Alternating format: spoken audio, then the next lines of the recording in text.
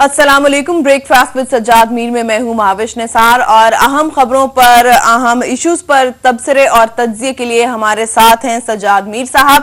سجاد میر صاحب کیسے ہیں آپ؟ بالکل ٹھیک ہوں میں. اور آج آپ ہمیں کراچی سے جوائن کر رہے ہیں. آپ لاہور سے بات کر رہے ہیں؟ جی ہاں جی ہاں بالکل یہی میں بتا رہی ہوں کہ آپ آج ہمیں کراچی سے جوائن کر رہے ہیں. مصروفیت کی وجہ سے کراچی آیا تھا. جی میں نے بتایا کہ نجی مصروفیت کی وجہ سے کراچی سے آیا تھا اور وہ رات 1 بجے تک اس تقریب میں رہے. لاہور کی یہ روایت اچھی لگی، بلکہ یہ قانون اچھا لگا. وہاں تو باقاعدہ قانون میں شامل ہے کہ آپ 10 بجے کے بعد کوئی شادی کی یا کوئی مہندی کی یا ایسی کوئی تقریب نہیں کر سکتے. تو یہاں کوئی ایسی ابھی پابندی نہیں ہے. غالباً یہ اس بات کا خیال کیا جاتا ہے کہ یہ فروری سے دوبارہ مراد علی شاہ صاحب اس پابندی کو لگائیں گے اور 1 ڈش بھی لاگو کریں گے. تو اس سے اندازہ ہوا کہ کتنے خوش قسمت ہیں ہم لوگ جو 10 بجے فنکشن ختم کر کے گھروں کو چلے جاتے ہیں.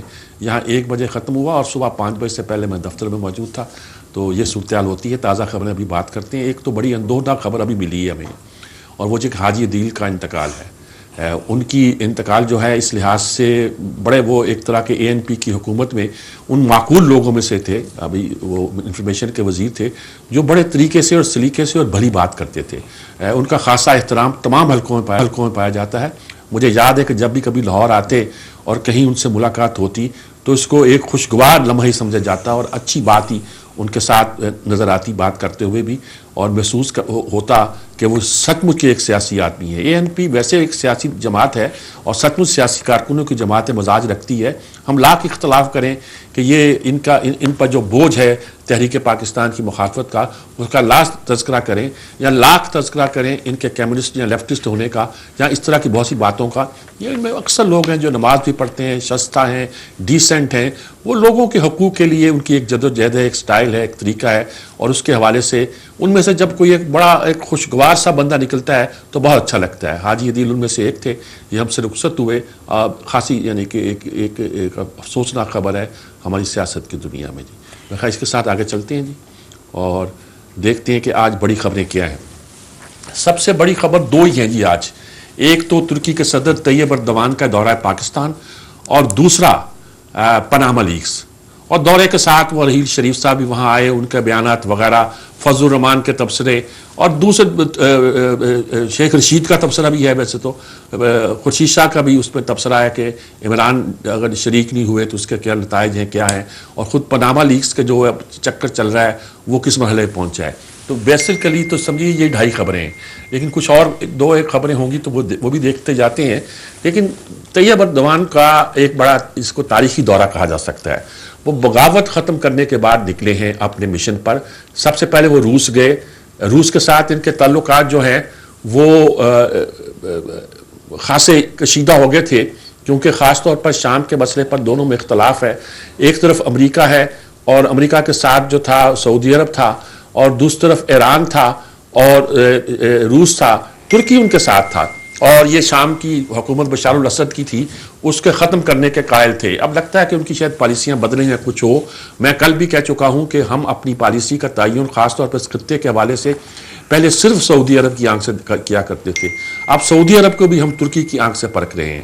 میں یہ بھی کہا کرتا تو اپنے پہلے دورے اقتدار میں نواز شریف کو لی یوان جو سنگاپور کے حکمران ہیں وہ ان کے آئیڈیل تھے. مہاتیر محمد نمبر 2 پہ آئیڈیل تھے، زیادہ لی یوان تھے. لیکن اس بار ان کے آئیڈیل جو ہے طیب اردوان ہے، اور خاص طور پر ان کا جو تذکرہ کرنا کہ ان کے خلاف جو بغاوت تھی وہ انہوں نے جس طرح کچل دی، ناکام ہوئی، اس پہ وہ بہت مسرور دکھائی دیے. تو یہ ایک ایسا تعلق ہے جو صرف پرسنل نہیں ہے بلکہ تاریخی ہے. اب جو نئی بدلتی ہوئی صورتحال ہے اس میں ترکی کی ہمیں ترکی کی بہت ضرورت پڑے گی. اس ریجنل صورتحال میں ہم نے ایران کے ساتھ کیا تعلق رکھنے ہیں، ہم نے سعودی عرب کے ساتھ کیا تعلق رکھنے ہیں، ہم نے مڈل ایسٹ کے مسئلے کو کیسے ڈیل کرنا ہے، ہم نے امریکہ کے ساتھ جتنی کشیدگی ان کے ساتھ ہوگی اس سے زیادہ کچھ ہمارے ساتھ ہے، اس کے ساتھ لے کے کیسے چلنا ہے، ٹرمپ کا گزارا ہمارے ساتھ ہوگا کہ نہیں ہوگا. ترکی اس معاملے میں ہمارا بڑا پیوٹل رول ادا کر سکتا ہے.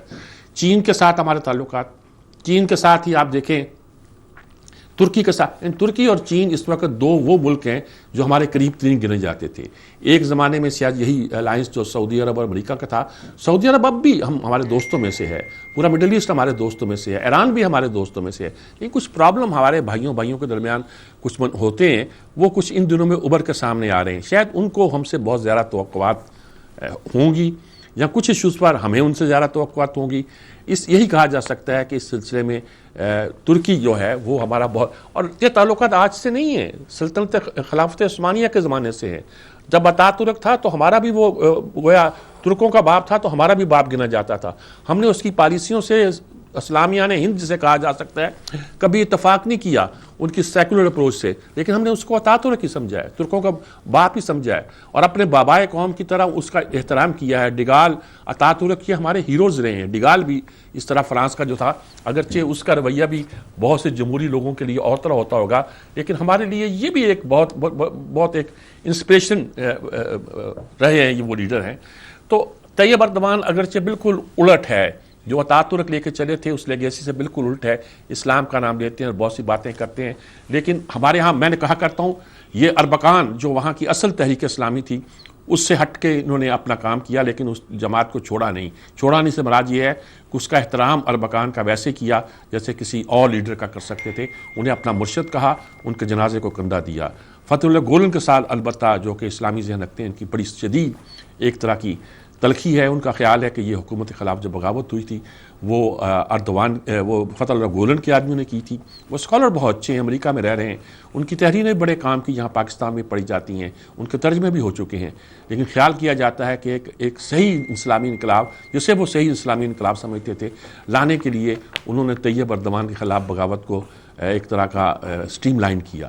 پتہ نہیں یہ بات درست ہے غلط ہے، لیکن بہت سے لوگ جو حالات سے واقف ہیں وہ کہتے ہیں کہ سب کچھ نیک نیتی سے کہا کہ طیب اردوان ہمارا آدمی تھا اور اس کے ذریعے ہم اسلام کو فروغ دے رہے تھے، اب نہیں دے رہا تو ہم اب آ جائیں گے۔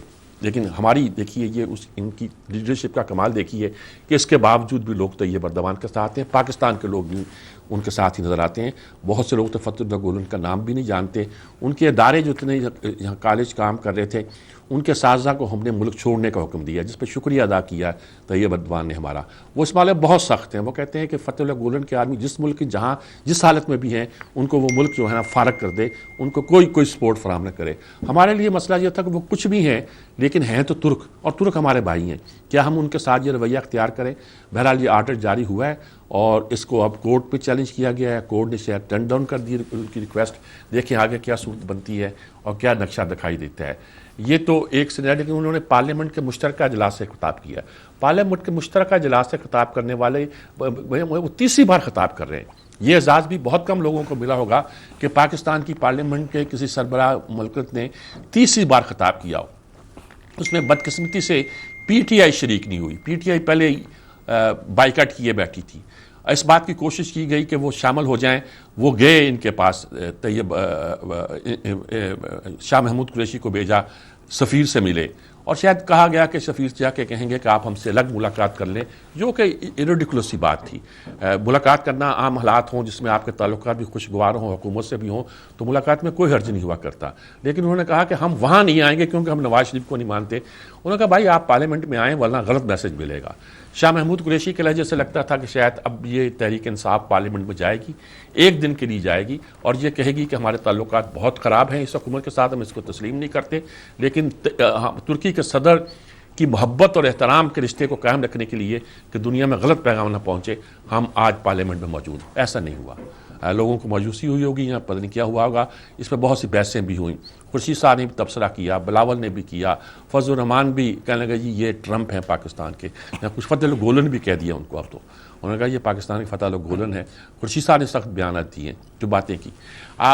انہوں نے بہت اچھا وہاں ایک خطاب بھی کیا، کشمیر کے مسئلے کا ڈٹ کر کھل کر ذکر کیا اور کہا دہشت گردی سے خطرہ ہے، اور یہ بھی کہا کہ فتح اللہ گولن کے انتہا پسند جو ہیں وہ پاکستان کو بھی ڈسٹیبلائز کر سکتے ہیں۔ ہمیں اپنے انتہا پسندوں سے فرصت نہیں ہے، اب یہ دوسرے بھی انتہا پسند آ کے ہمارے لیے ڈسٹیبلائزیشن کے باعث بن سکتے ہیں، تو بڑی مشکلات کی بات ہے۔ لیکن ایک بالکل ایک محبت کا ایک طریقہ تھا جو انہوں نے کیا، وہ آئے بھی اپنی اہلیہ کے ساتھ، یہاں نواز شریف نے اپنی اہلیہ کے ساتھ، اپنی بیٹی کے ساتھ ان کا استقبال کیا، یہ بھی کہا کہ میرے بیٹوں کو تو زیادہ دلچسپی نہیں ہے سیاست سے، میری بیٹی البتہ بڑی دلچسپی رکھتی ہے۔ تو انہوں نے کہا کہ یہ ضرور کامیاب ہوگی اس میں۔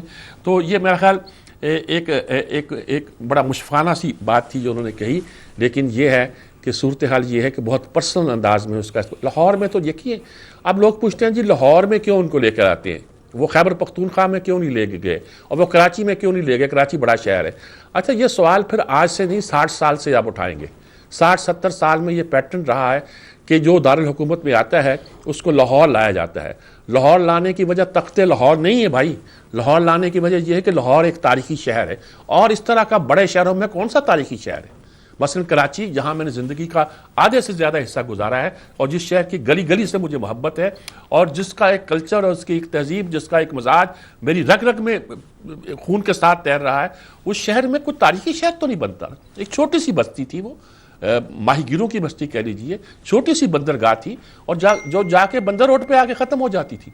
جب میں کہا کرتا ہوں جب قائد اعظم کو جہاں ان کا مزار ہے، جہاں ان کا مزار بنانے کا فیصلہ کیا گیا، تو کسی نے لکھا کہ ایک بیوروکریٹ نے بابائے قوم کو شہر سے باہر ایک ویران ٹیلے پر نصب کر دیا۔ یہ سارا شہر تو تقسیم کے بعد کا بنا ہوا شہر ہے، اس کی گلیوں محلوں میں، وہاں ٹھیک ہے قائد اعظم کا مزار ہے، وہاں ٹھیک ہے ایک بندرگاہ ہے، اور بندرگاہ قریب وہ وزیر مینشن بھی ہے اس طرح کی، لیکن وہ ایک تاریخی شہر جس کا ذکر کیا کرتے ہیں، جس میں بادشاہی مسجد ہے، جہانگیر کا مقبرہ ہے، شالیمار باغ ہے، شاہی یہ قلعہ ہے، اور بہت سی چیزیں ہیں گلی نکڑ نکڑ پر۔ ابھی تو اورنج ٹرین نہیں چلا پا رہے آپ کہ جی جگہ جگہ تو تاریخی مقامات ہیں، اس کے پاس سے ہم گزار سکتے، ان کا احترام پہ فرق ہے، کچھ بہت سی باتیں کر رہے ہیں۔ چبرجی دیکھیں، مزار یہاں دادا صاحب ہیں، اور بہت سی ہستیاں ان سب کانٹیننٹ میں آنے کے بعد جنہوں نے یہاں سے ہو کے آگے گئے تھے۔ میاں میر ہیں، وہ چھوڑ دیجئے، وہ تو اتنا لمبا لسٹ ہے کہ جس کو لانا مشکل ہے،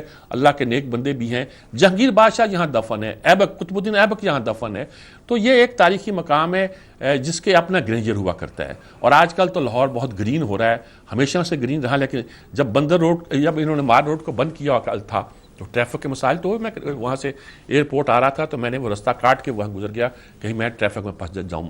مار روڈ ایک تو اس کا جلال، حسن، خوبصورتی، وہاں سے کمکمے، بلب، روشن، جھنڈیاں، اور اس سڑک سے گزرتا ہوا جب یہ قافلہ حضوری باغ پہنچا ہوگا، ایک طرف بادشاہی مسجد، دوسری طرف قلعہ، اس طرف مینار پاکستان، گریٹر اقبال پارک دور تک پھیلا ہوا، ہمارے وہاں کے فلائی اوور یادگار، تو یہ ایک اچھا نقشہ پیش کرتا ہوگا، اور مہمانوں کو عموماً اسی جگہ پہ لایا جاتا ہے۔ ہم مثلا سری لنکا گئے تھے تو وہ ایک جگہ لے گئے جہاں ان کا ایک خاص مزار ہے، خاص عبادت گاہ ہے، جس کو وہ دکھانا چاہتے تھے۔ یہ ایک اچھا رویہ ہوتا ہے، ہر ملک یہ کرتا ہے۔ اس پہ اس طرح کے اعتراضات کرنا جس کو صوبائی قسم کے اعتراضات ہو، شامنسٹک ہو، اس کا کوئی مطلب نہیں لیا جا سکتا، نہ مطلب ہوا کرتا ہے۔ لیکن بہرحال یہ بات بھی ہے، اگر آپ سب کو شامل کرنا چاہتے ہیں شامل ہو۔ اب اس میں بھی مثلا بساط کی بات ہے، سب شامل ہونے کی بات گوادر میں کہا جاتا ہے، کوئی وزیر اعظم نے سب کو شامل کرنا چاہیے تھا۔ وہاں دعوت دی گئی، ہماری اس تنظیم نے جنہوں نے اسے تعمیر کیا تھا، فوجی ادارہ ہے ظاہر، وہ انہوں نے جو دعوت بھیجی اس میں چاروں صوبوں کے وزراء اعلیٰ کو بھیجے، جو خیبر پختونخوا کے اور سندھ کے تھے، انہوں نے کہا ہم کیوں آئیں کسی، یا تو وزیر اعلیٰ دعوت بھیجے، ان کے کہنے پہ آئیں گے، یہ کیا ہے جو ورک آرگنائزیشن ہے، اس کے کہنے پہ ہم کیوں آئیں؟ بہرحال ان کا اپنا اعتراض تھا، جس پر پنجاب کے وزیر اعلیٰ بھی اس لیے نہیں گئے کہ ان کا خیال تھا کہ ایسی صورت میں کہا جائے گا ہر جگہ پنجاب کا وزیر اعلیٰ پہنچ جاتا ہے بڑے بھائی کا ساتھ دینے کے لیے، باقی کیوں نہیں آتے؟ تو بہت سے ہمارے انٹرنل کنٹرڈکشن ہیں جن کو ہمیں ریزالو کرنا چاہیے۔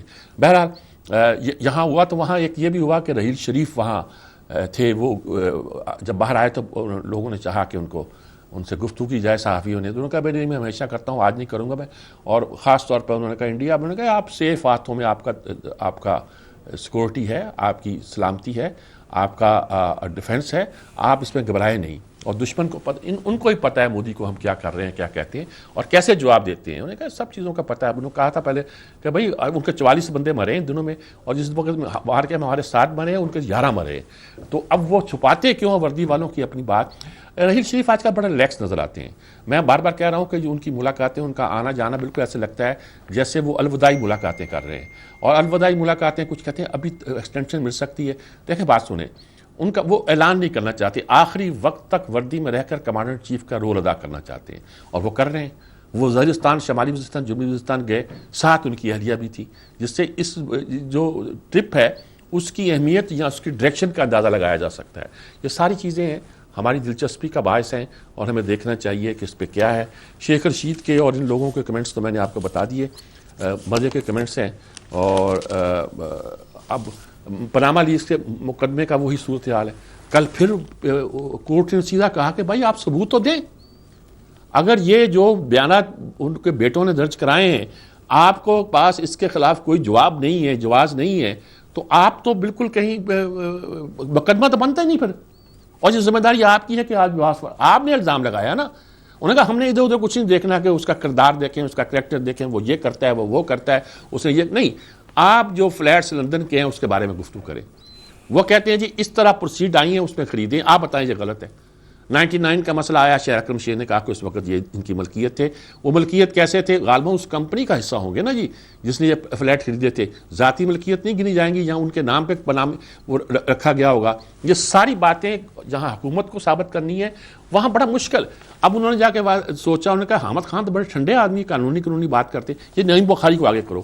یہ تو افتخار چودھری کو بھی پیچھے پڑ گیا تھا, اور بڑا جو افتخار چودھری کی ساری موومنٹ ہے اس کی بنیاد وہ خط تھا جو نعیم بخاری نے افتخار چودھری کے نام لکھا تھا اور شدید الزامات لگائے تھے. اور پھر یہ صورتحال ہو گئی تھی کہ وہ بار میں جا نہیں سکتے تھے. تو نعیم بخاری بھی ایک ہماری جوڈیشل ہسٹری میں ایک بڑا منفرد قسم کا کردار گنا جائے گا اور اس کو دیکھا جائے گا. اب انہوں نے کہا کہ یہ ذرا کل ان کی تلقی بھی تمہاری بھی ہوئی کہ میلارڈ آپ ناراض ہو گئے, کچھ طرح کی انہوں نے بات کی ہے. تو بڑی مشکل صورتحال ہے اگر پی ٹی آئی یہ مقدمہ ثابت نہیں کر سکتی, اور جیسا کہ ابھی کورٹ کا مزاج بھی لگتا ہے اور ویسے بھی معلوم ہوتا ہے کہ ثابت نہ کر پائے گی, تو یہ میرا خیال میں عمران خان کے لیے خاصا دھچکا ہوگا. لیکن سیاست میں ہوتا ہے یہ دھچکے لگتے ہیں, پھر آدمی اوپر جاتا ہے تو رستہ اور مل جاتا ہے. وہ تو بات کی بات ہے, لیکن یہ ہے کہ دیکھنا یہ ہے کہ اس وقت صورتحال کس طرف جا رہی ہے اور کیسی جا رہی ہے. تو رحیل شریف کی وہاں آمد, پاناما کا کیس, اور اب عمران خان بھی لندن جا رہے ہیں اپنے بچوں کو ملنے, بیٹوں کو ملنے. بچوں کو نہیں کہا جاتا, بیٹوں کو کہا جاتا ہے, ملنے کے لیے جا رہے ہیں. اور اچھا ہے وہ ذرا ریلیکس بھی ہو جائیں گے. میرا خیال ٹینس ہیں وہ آج کل. ان 2 نومبر کے جو وہ دھرنا نہیں دے پائے یا لاک ڈاؤن نہیں کر سکے, تو اس کے بعد تھوڑے سے ٹینس سے ہیں جی. میں اسی کے ساتھ ایک وقفہ لیتے ہیں, وقفے کے بعد ہمارا حاضر ہوتے ہیں.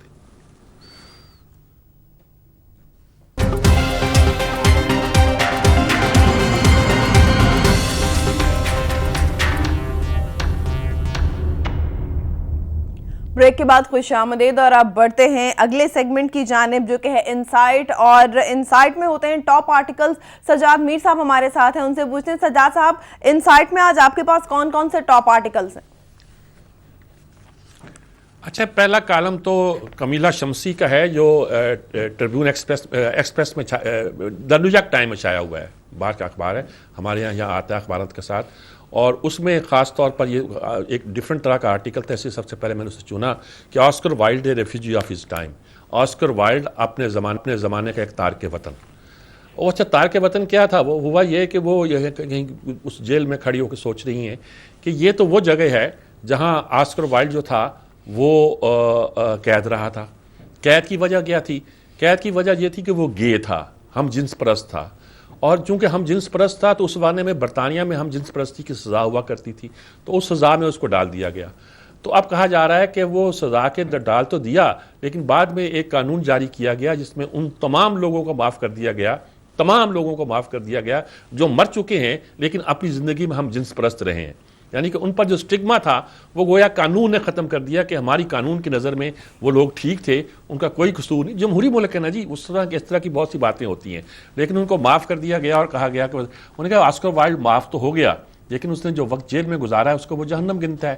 اور کہتا پھر وہ آیا اور جب رہا ہوا تو سیدھا فرانس بھاگا اور وغیرہ وغیرہ وہاں اس نے, لیکن کس نے امیگرینٹ کے طور پہ تھا یا ایگزائل کے طور پہ تھا, تارک وطن کے طور پہ تھا یا ایک جلا وطن کے طور پہ تھا. جلا وطنی کا بھی ایک اور مطلب ہے اور تارک وطن ہونا اور وطن ہے. ہمارے لوگ جاتے ہیں جو دوسرے ملکوں میں نوکری کرنے کے لیے جاتے ہیں, اپنی خوشی سے جاتے ہیں, وہاں جا کے سیٹل ہو جاتے ہیں, یا وہ لوگ جو اب شام سے اجڑ پڑ کے جا رہے ہیں اور مغرب میں سیٹل ہونا چاہتے ہیں, یا وہ لوگ جو افغانستان سے آ کے ہمارے ہاں سیٹل ہونا چاہتے ہیں یا کہ آگے باہر جانا چاہتے ہیں, یہ تارکین وطن ہے. لیکن ایک زائل وہ ہے جو مثلا ایک خود ساختہ جلا وطنی تو وہ ہے جو مشرف کو حاصل ہے. کچھ ایگزائل وہ ہوتے تھے جو پانی پر وہ کالا پانی میں بھیج دیے جاتے تھے انگریز کے زمانے میں. بہرحال وہ کہتے ہیں کہ جو بھی تھا وہ تھا, لیکن اس کو وہ جو پرزن میں جس کو سزا میں اس کو وہ بھول نہیں سکتا آزادی کے بعد بھی. اور جو بھی اثرات ہیں وہ ساری باتیں. آسکر وائلڈ کے بارے میں بڑی کہانیاں مشہور ہیں بہت. یہ بڑے تاریخ کے بڑے عجیب کردار رہے ہیں بہت. ہمارے یہاں انگریزی ادب میں بائرن ایک اور طرح کا کردار رہا ہے, یہ اور طرح کے کردار رہے ہیں. کچھ فکرے بھی ان کے ایسی کاٹ ہوتی تھی, مشہور ہوتے تھے, نرم نرم ملائم ملائم لیکن کاٹتے ہوئے, یعنی بہت ڈفرینٹ طرح کے لکھنے والوں میں شامل کیے جاتے ہیں. تو اس ہٹ کے انہوں نے کہا کہ یہ اس طرح ان کی آپ معاف تو کر دیں گے لیکن جو جہنم میں رہے ہیں جس کا نام جیل ہے اس کا کیا کہیں گے. انہوں نے کہ آج آپ جو امیگرینٹ آ رہے ہیں انگلینڈ میں ان کو پکڑ کے آپ بند کریں اور جیل میں نہیں بھیجتے, ڈیٹنیز کیمپس میں رکھتے ہیں. آپ نے کیمپ بنا رکھے ہیں وہاں رکھتے ہیں, چلو جیل میں بھیج دیتے ہیں, یہی سمجھو کہ آپ نے جیل میں بھیج دیا. اب آپ ٹھیک ہے آپ 2 سال بعد, 4 مہینے بعد, 8 مہینے بعد, سال بعد, 2 سال, کبھی بھی آپ کہیں گے چلو ٹھیک ہے یہ اب ان کے گناہ معاف, وہ یہیں رہیں گے, چھوٹ جائیں گے, رہیں گے. تو جو تکلیف جو ان کو اب برداشت کرنی پڑ رہی ہے کیا وہ اس کو جاری رکھ سکیں گے؟ اس میں اور بہت سی بحثیں ہیں اس کالم کے ساتھ, بہت سے شیئرز ہیں, لیکن میں صرف اتنے کا تذکرہ کرتا ہوں کہ یہی میرے کام کا تھا اور اسی کو بنیادی بات ہم نے گفتگو کرنا چاہتے تھے. دوسرا کلدیپ نیر کا آرٹیکل ہے جی, بھارتی کرنسی کے حوالے سے ہے. اچھا, انہوں نے کہا کہ جی وہاں کے ریئل اسٹیٹ کے بارے میں انہوں نے, مودی نے چاہا کہ ریئل اسٹیٹ یہ پراپرٹی پلاٹ لے لیے بیچ دیجیے, جیسے کہ ہمارے ہاں کہا جاتا ہے کہ ٹیکس لگا دیا حکومت نے. ریئل اسٹیٹ کا بزنس بہت بڑا بزنس ہے, ہم بھی یہ محسوس کرتے ہیں. مطلب ہمارے ملک ریاض ہیں ریئل اسٹیٹ میں ہیں, ٹرمپ ہے امریکہ میں ریئل اسٹیٹ میں ہے. تو وہاں ہمارے انہوں نے کہا ریئل اسٹیٹ کے بزنس میں خیال تھا کہ اس میں پیسے کالا دھن چھپا ہوا پھنس جائے گا. تو معلوم ہوا کہ ریئل اسٹیٹ میں نقد سودے جو ہے نا یہ زمینوں کی خرید و فروخت کے, وہ صرف 5% ہوتے ہیں. باقی جو ہیں 95% وہ کاروبار جو ہے وہ اعتبار پہ ہوتا ہے, کاغذ پہ ہوتا ہے. آپ نے کہہ دیا کہ بھی یہ 1 کروڑ کا گھر ہے, یہ 5 لاکھ پکڑو, باقی یہ, تو وہ اسی پہ چلتا ہے. جیسے ہمارے ہاں بھی ہے کہ آپ بیانات دیتے ہیں اور پوری رقم ادا کرنے سے پہلے اس گھر کو کہیں اور بھیج دیتے ہیں.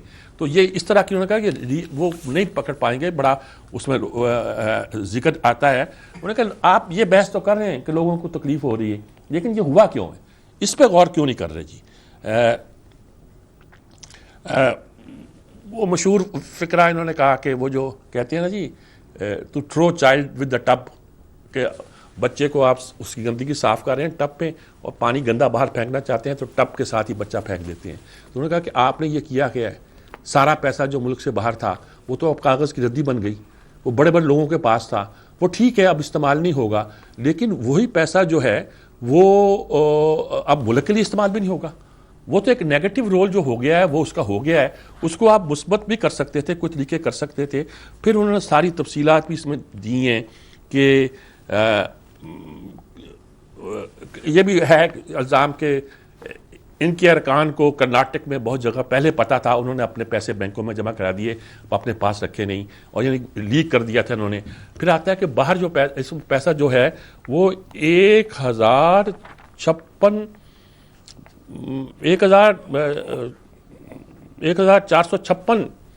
بلین پیسہ ہے جو ملک سے باہر ہے. وہ کہاں آئے گا, کیسے آئے گا؟ یہ بھارت کے قرضوں سے 13 گنا زیادہ ہے, جتنے بھارت پہ قرضے اس سے 13 گنا. جیسے ہمارے یہاں فگر نہیں پیش کی جاتی, خاص طور ہمارے وہ مغل صاحب ابراہیم مغل صاحب پیش کرتے ہیں, تو اتنا گنا زیادہ ہے. 45 کروڑ کو آبادی کو جو غربت کی حد سے نیچے 1-1 لاکھ بھی دے دیں تو بھی پتہ نہیں 12 گنا باقی بچ جاتا ہے. یعنی کہ اس طرح کے اعداد و شمار دے کر بتایا گیا ہے کہ بہت پیسہ ہمارا باہر ہے, لیکن شاید ہم اسے لانا چاہتے بھی ہیں, لا نہیں چاہتے. اس طرح کالے دھن کو ہم سفید کرنا چاہتے ہیں لیکن شاید کر نہیں پائیں گے. اس کے اپنے مسائل ہیں, اپنی مجبوریاں ہیں, اپنی رکاوٹیں ہیں جو اس میں حائل ہوتی ہیں جی. اب آج کا دن ہو اور ہم اوریہ مقبول جان کا کالم نہ دیکھیں, یہ ہو نہیں سکتا. اوریہ نے آج کالم لکھا ہے, اوریہ کا بھی ہے, اظہار الحق کا بھی ہے, اور دیکھا جائے تو اوریہ نے خاص طور پر پچھلے دنوں میں چونکہ ایک بحث چلی ہوئی تھی اس کے حوالے سے بھی کچھ بات انہوں نے کی ہے. نئی جگہ پہ ہر چیز کو انڈرسٹینڈ, ہاں اوریہ کے کالم میں آج جو ہے سب بندیاں کیسی ہونے والی ہیں اس بات پر ہے کہ خاص طور پہ اقبال کا ذکر کیا ہے کہ آخری دنوں میں جب اقبال تھے تو انہوں نے ساری کتابیں اپنی دے دی تھی مختلف جگہوں پہ, اور صرف ایک کتاب پڑھتے تھے جس کا نام قرآن تھا. اور قرآن کو وہ اس طرح پڑھتے تھے کہ آنسو علی ان کا جو نوکر ہے بتا علی بخش کہتا ہے کہ آنسوؤں سے اتنا تر ہوتا تھا کہ قرآن پہ قطرے گرتے تھے اور میں اس کو لے کر باہر سکھانے کے لیے رکھتا تھا دھوپ میں اس کو، یعنی اتنا گیلا ہو جاتا تھا. اور یہ ان کی منیرہ سے جو ان کی بیٹی ہے اللہ ان کو زندگی دے، ان سے انٹرویو بھی کیا انہوں نے اوریا نے، یعنی اس نے بتایا کہ میں باپ کے ساتھ سوتی تھی، مجھے نیند جو تھی وہ انہی کے ساتھ سونے میں آتی تھی. پہلے بھی انہوں نے کہا کہ ان کے بازو میرے سر کے نیچے، جیسے بچیاں سوتی ہیں 6-7 سال کی تھی. انہوں نے کہا لیکن جب اب یہ ہوا کہ بعد میں ان کے میں ڈری رہتی تھی، میں اکیلی سوتی نہیں تھی، سو نہیں پاتی تھی. تو اس موقع پر میں قرآن کا جب وہ نسخہ جو تھا جو اقبال کے مطالعے میں رہتا تھا وہ سرانے کے نیچے رکھ لیتی تھی تو مجھے نیند آ جاتی تھی.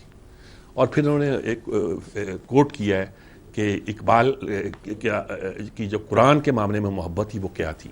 مشہور ان کے شعر بھی ہیں کہ اگر میرے اس میں کلام میں ایک حرف بھی قرآن سے ہٹ کر ہو تو میرا پردہ ناموس کا چاک کر دینا اور مجھے حضور کے قدموں کا بوسہ نصیب نہیں کرنا. جو حضور سے ان کی محبت کو جانتے ہیں ان شعروں کا، یعنی اتنا ان کو اعتماد بھی تھا کہ میں ہر چیز قرآن کے مطابق لکھ رہا ہوں.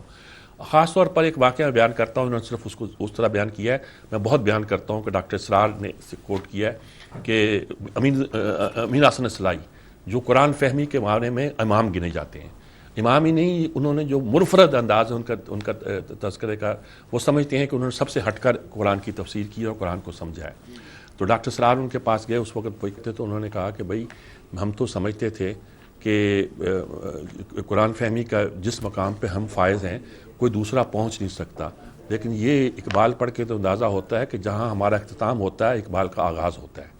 اور اس کے بعد انہوں نے کہا کہ جس قوم کو اقبال جیسا خودی خواہ نہ بدل سکا اس کو اور کہاں بدلے گا. یعنی اقبال ہمارے ایک آئیڈیل مثال ہے جس کا تذکرہ وہ لوگ بھی کرتے ہیں جن کی قرآن فہمی کا جو کہ دوسرے معنوں میں اپنے آپ کو اس معاملے میں حرف آخر سمجھتے ہیں. یعنی ایسے علماء جن کی قرآن فہمی مسلم ہے ان کا بھی تذکرہ ہوتا ہے. تو اس کے ساتھ انہوں نے کہا کہ اب ہمارے ہاں جو سب بندیاں ہو رہی ہیں اس میں تو ایک طرف تو قرآن فہمی رکھنے والے لوگ ہیں، دوسری طرف یہ کوشش ہے کہ کس طرح اقبال کو ہی بلا دیا جائے تاکہ لوگ جو ہیں وہ ایک نئی زندگی ایک نئے انداز کی سوچ رکھیں اور اسی میں ساتھ جینے کے لیے کوشش کریں. آج ظہار الحق صاحب نے ایک بڑا ڈفرینٹ کالم لکھا ہے اور اس میں لکھا ہے کہ وہ ایوب جلاحے کو بڑی بیماری تھی، بیمار ہو گیا، ایوب جلاحہ لکھا انہوں نے. تو انہوں نے کہا کہ اللہ میاں میں ایوب پیغمبر نہیں ہوں، ایوب جلاحہ مجھ سے میری مشکلیں چھین لیں، یعنی جو صبر ایوبی ہے وہ نہ سمجھنا کہ میرے نام کے ساتھ مجھے حاصل ہوا ہے. تو انہوں نے بہت سی چیزیں کہ بتایا کہ میں نے والد کے دسترخوان سے چند ٹکڑے حاصل کیے ہیں. اور اس میں مزے کی بات ہے کہ فارسی تو ان کا کمان ہے حاصل ظہار الحق کو. کم لوگ ہیں جو اتنی کمان رکھتے ہیں. کبھی کبھی تو رشک آتا ہے، ہمارے یہاں جاوید بہت رکھتے ہیں کمان، ظہار الحق بہت رہتے ہیں. عربی میں خورشید رضوی صاحب بڑے ہیں. کہنا میں نے عربی نہیں پڑھی تھی تو والد صاحب نے کہا کہ دادا والد کے دسترخوان کے چند چیزیں ہیں جو اٹھا کے، یعنی کہ بچے ہوئے رقمے ہیں جو میں جس کا ذکر کرتا رہتا ہوں. فارسی اتنی ان کی مضبوط ہے کہ کم لوگوں کی ہوتی ہے. میں آپ سے عرض کرتا ہوں شاعری کو سمجھنا، ادب کو سمجھنا. کہتا عربی نہیں. تو والد صاحب نے کہا کہ اچھا کچھ نہیں تو کم از کم ایم اے کر لو عربی میں. تو عربی میں ایم اے کر لیا تو پتہ چلا یہ پاس ہو گیا، فرسٹ ڈویژن میں شاید آگے کیا آیا. تو والد صاحب نے کہا کہ بھئی پنجاب یونیورسٹی کا پول بھی کھل گیا مجھ پر. اگر تم جیسا عربی جانے والا ایم اے کر لیتا ہے اس میں، ایک مہینے کی چھٹی انہوں نے لی تھی، ایک مہینے کی میں نے لی تھی، ہم نے پڑھا تھا. تو اس پہ انہوں نے جو پرانا علم ہے بزرگوں کا، ہم لوگوں کو تو وہ بھی ازبر نہیں ہوتا، وہی یاد نہیں ہوتا اور اسی لے کے آگے نہیں چلتے. تو اعجاز امیر صاحب آج بہت چڑے ہوئے ہیں جی. اعجاز امیر صاحب جو ہیں وہ کہہ رہے ہیں کہ یہ پتہ چل گیا یہ قطر کا شہزادہ کہاں سے آ گیا اور قطر کے شہزادے سے بڑے سوالات پیدا ہوتے ہیں. اور یہ دیکھا جب دادا جان نے جائیدادیں دیں تو پوتے کو دے دیں، شہباز شریف کو کیوں نہیں ملی، شہباز شریف کو کیوں نہیں ملی، شراب سے بھی پوچھ سکتا ہے. یہ اس طرح کے بڑے بڑے سوالات ہیں جو یہ لوگ کرتے ہیں اور بڑا مزہ آتا ہے کرنے کا. اور فوج کو بھی کہتے ہیں کہ انہوں نے مجاہدین سے طالبان کو آگے بڑھنے میں مدد دی، تب اب ان کے منہ آنے لگے. اب ان لوگوں کو بھی، شریفوں کو بھی آپ ہی نے آگے بڑھایا، اب یہ آپ کے منہ آنے لگے، آپ سے بڑے ہو گئے، بگر دین یو ہو گئے. تو پتہ نہیں کیا ان کی خواہش ہے، لیکن قطر کے شہزادے کے ساتھ بہت مزہ لے رہے ہیں. یہ نہیں بہت سے لوگ لے رہے ہیں اور میرا خیال ہے چلیے کچھ دنوں اور مزہ لیتے ہیں، پھر دیکھتے ہیں حالات کیا بنتے ہیں. یہ نہیں کہ میں اس کو انڈورس کر رہا ہوں، میں اس کو انجوائے کر رہا ہوں صورتحال کو کہ ہم بھی کن چکروں میں پھنس گئے ہیں ملک کے معاملات کو. جی ہاں بالکل امیر صاحب، یہاں پہ ہم دیں گے اور پھر اگلے سیگمنٹ کی جانب بڑھیں گے.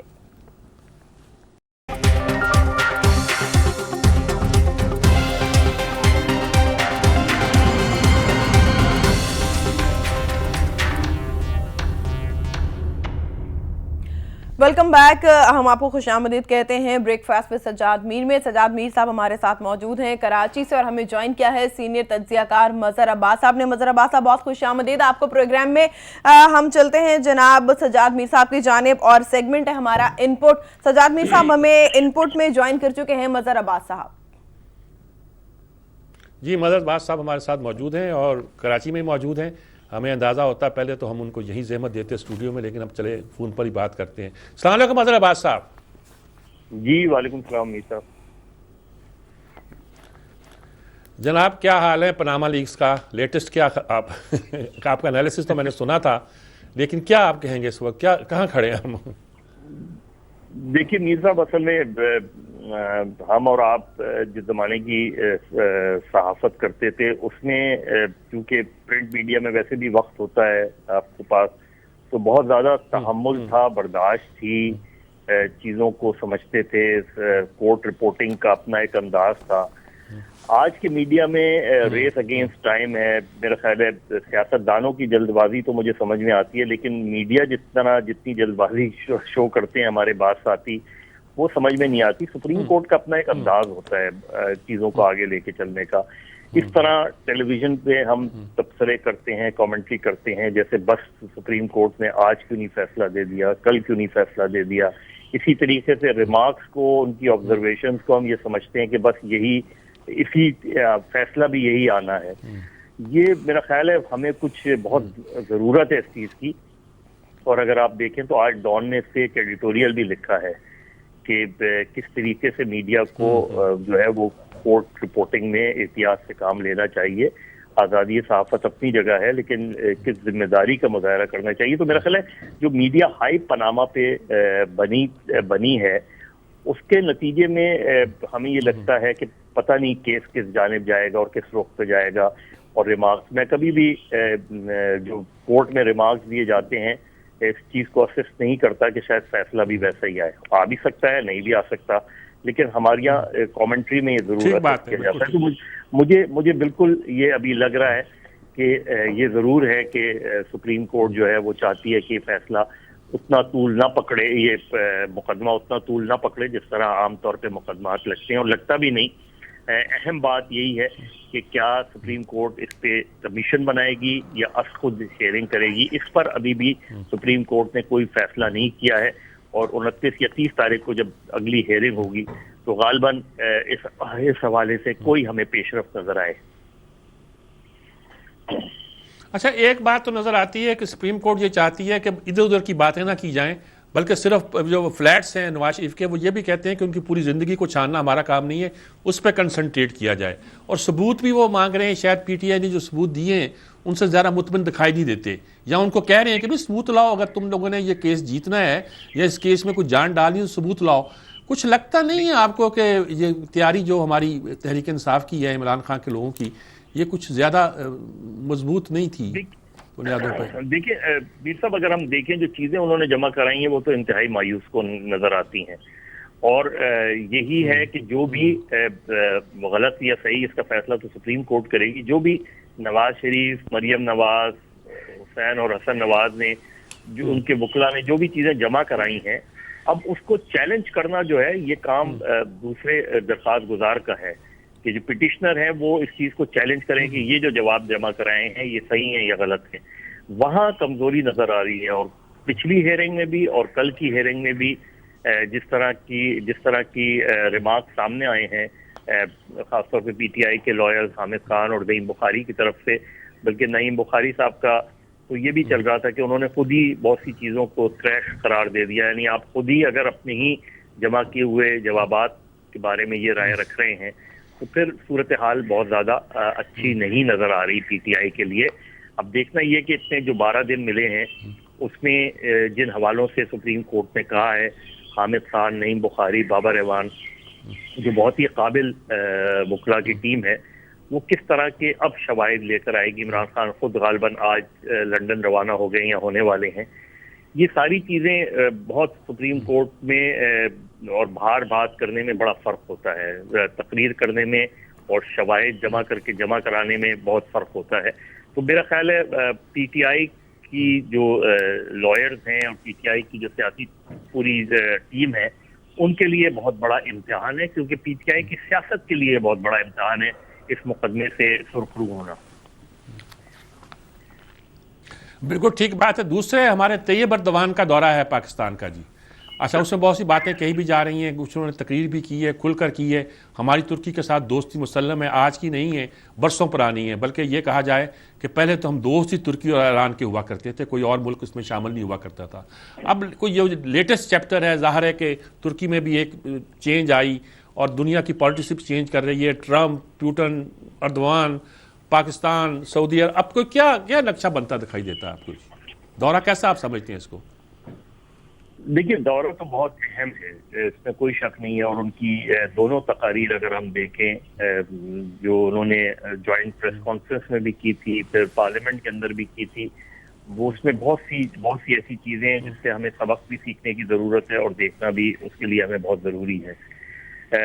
لیکن طیب اردوغان نے جب گولن موومنٹ کو القاعدہ اور داعش سے ملایا تو وہ میرا خیال ہے میں اسے درست نہیں سمجھتا، کیونکہ گولن موومنٹ کا زیادہ تعلق خود ترکی کی انٹرنل پالیٹکس سے ہے، اور وہ خود اردوغان کے ساتھ کام کرتے رہے ہیں کئی سالوں تک، تو ان کو داعش اور القاعدہ جو بالکل ایک مختلف فنومینا ہے، اس سے زیادہ میرا نہیں خیال تھا کہ وہ درست ان کا وہ تھا۔ وہ غالباً اپنی جو حال ہی میں بغاوت ہوئی تھی اس کی طرف وہ اشارہ کرنا چاہتے تھے، لیکن ایک بات انہوں نے بہت واضح کی، اور وہ یہ کہ مسلم دنیا کو انتہا پسندی کے خلاف متحد ہونا پڑے گا۔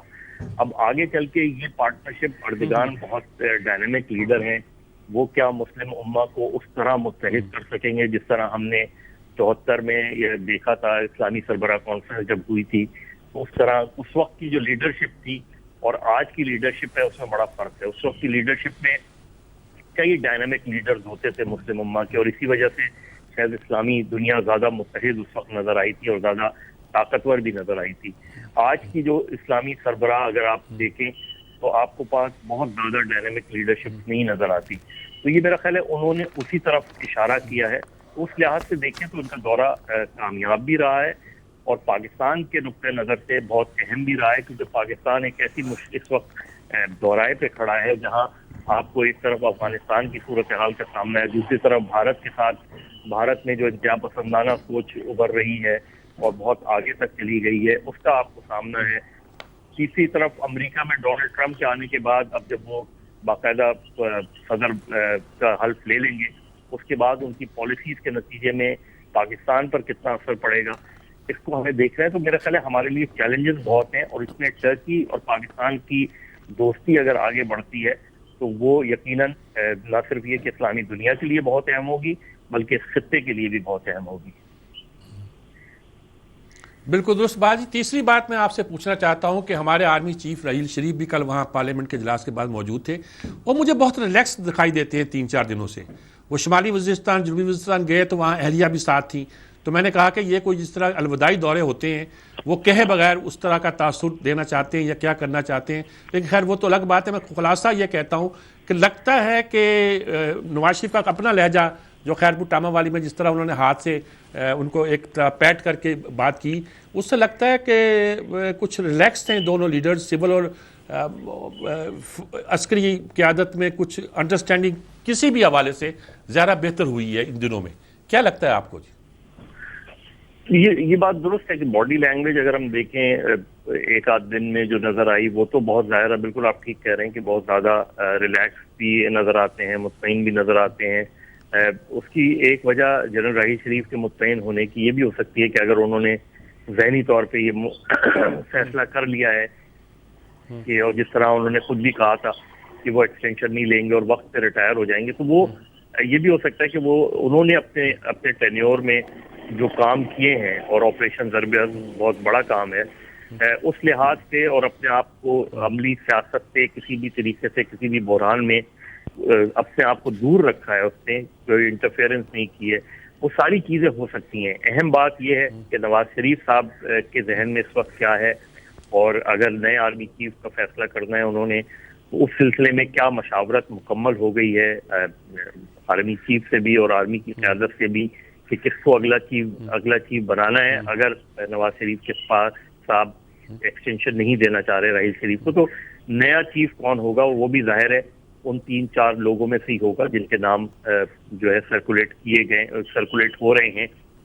और लोगों को पता भी है कि सीनियर मोस्ट। लग ये रहा है कि जो भी अगर तब्दीली भी आई तो उसमें कोई आउट ऑफ टर्न मुझे वो नहीं लग रही। शायद हो सकता है कि सीनियरिटी की बुनियाद पे जो 3-4 लोग हैं उन्हीं में से ही जो बेहतरीन जनरल्स हैं, ज़ाहिर है तीनों चारों ही बेहतरीन होंगे, उनमें से किसी एक का फैसला ही करेंगे नवाज शरीफ साहब, और इसमें हो सकता है कि दोनों में अंडरस्टैंडिंग हो। अहम बात ये रिलैक्स मूड दोनों का इसलिए भी अहम है कि हमें ये भी देखना है कि अब न्यूज़ लीक वाला जो मामला है वो किस करवट पे बैठने जा रहा है। उसमें भी वो एक ऐसी चीज़ है जिसकी बिना पे ये कशीदगी जो है वो नज़र आई थी और बढ़ी भी थी।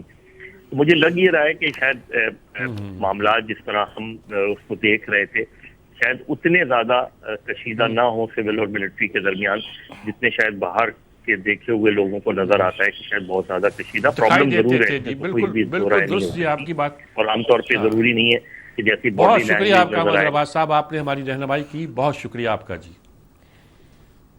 जी बिल्कुल, इसके साथ ही प्रोग्राम का वक्त खत्म हुआ। हम शुक्रिया अदा करते हैं सज्जाद मीर साहब का और मजहर अब्बास साहब का। आज की अहम खबरों पर उन्होंने अपना तबसरा और तज्जिया दिया। कुछ मजीद अहम खबरों और तबसरों और तज्जियों के साथ हाजिर होंगे अपने अगले प्रोग्राम में। तब तक के लिए इजाजत दीजिए, अल्लाह हाफिज।